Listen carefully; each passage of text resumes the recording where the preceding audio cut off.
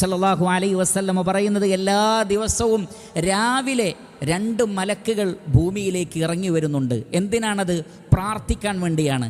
എന്താണ് പ്രാർത്ഥന? ഒരു മലക്ക് പ്രാർത്ഥിക്കുന്നത്, അല്ലാഹുമ്മ അഅതി മുംസികൻ തലഫ, അല്ലാഹുവേ സക്കാത്തും സദഖയും നൽകാതെ പിടിച്ചു വെക്കുന്ന ആളുകളെ നീ പാപ്പരാക്കണമേ. ശ്രദ്ധിക്കുക, മലക്കുകൾ അള്ളാഹുവിനോട് പ്രാർത്ഥിക്കുകയാണ്.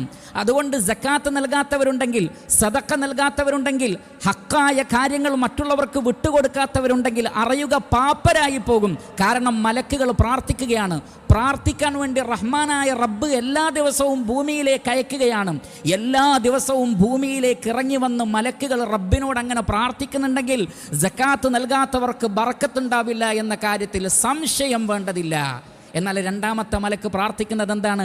അല്ലാഹുമ്മ അഅതി മുൻഫിഖൻ ഖലഫ, അല്ലാഹുവേ ആരാണോ ചെലവഴിക്കുന്നത് അവർക്ക് നീ പകരം നൽകണേ. മലക്കിൻ്റെ പ്രാർത്ഥനയാണ്, അള്ളാഹു കേൾക്കും. അതുകൊണ്ട് തന്നെ ആര് ധനം ചെലവഴിച്ചോ അതിന് പകരം കിട്ടുക തന്നെ ചെയ്യും.